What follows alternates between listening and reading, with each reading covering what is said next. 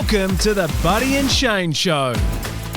Hello and welcome to the Buddy and Shane Show. Thanks to AIA Australia, a life and health and wellbeing insurer with a commitment to help Australians lead healthier, longer, better lives. We're previewing the Anzac Day match tomorrow, which is on Friday. And what a match this is going to be. Collingwood, Essendon. Gee, I wish I could have played in these matches. I think you'd think the same, being a big game player that you were and are. It's definitely a game you would have loved to play on for sure. I think playing in front of 100,000 in a home and away match, it's pretty incredible and inspiring, really. How many Anzac Day medals do you reckon you would have won? 10, I reckon. I reckon you would, because it's funny because young players coming through, and this is the thing I found about you, early on they can be overawed by the big occasion, whereas you said, give me the ball, I'll do the job, which is what I loved. And it wasn't just you, it was some of the other young players that we had at the time. Now, Nick Dacos, absolute jet, one of our favourites. What do we do with him? Does Zach Merritt and Nick Dacos go head-to-head? Because Zach Do they have anyone that can tag Essendon? Durham? Well, that's but he sort of goes and chases the footy a bit, but I think you got to be very careful with Nick Dacos. Yeah, look what happened. What would you do if you're coaching? You're putting a tag on him? You're shutting him down? I'm getting physical with him from the start. Yeah. And I think get the bumper bars up.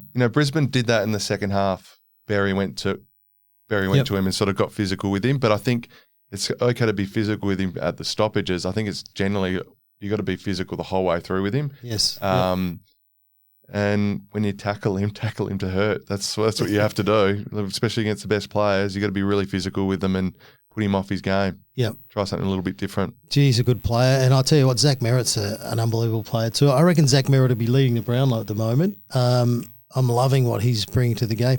So what are we thinking? Essendon obviously coming back from Perth, having a close one. Collingwood, who were great against Brisbane, have an extra day up their sleeve.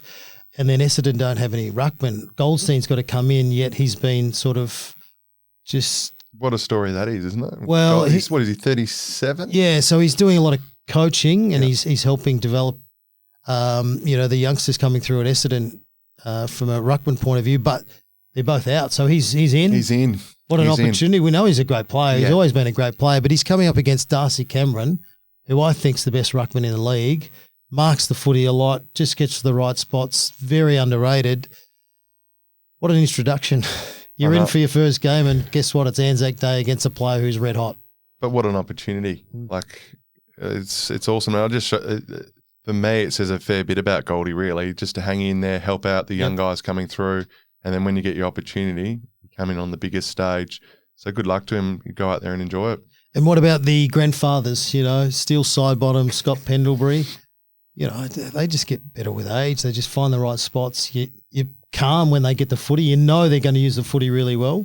And Sidebottom, every time he kicks the ball inside 50, they just kick goals. And I think, Pendlebury is incredible what he's doing. Steele's doing the same thing. They've just been awesome to watch. And I love the way Pendlebury, every time he gets the ball, he goes to Nick.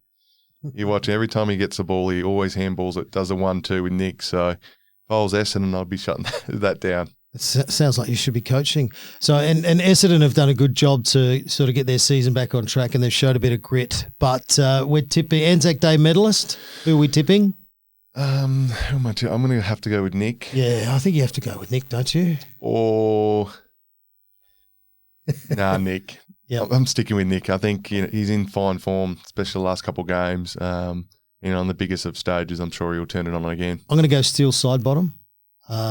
He's just always doing what he does and has done throughout his whole career. And we're obviously thinking that Collingwood's going to win then. Is that right? I'm thinking Collingwood by 30 points. Okay. And 99,000 I'm tipping to be there. All right. I'm tipping 98,000. Okay, just 1,000 under. I'm tipping Steel Sidebottom to win the medal and Collingwood by 24 points. Okay, we'll see how good we are. See how it goes. All right. Thanks for listening. No worries.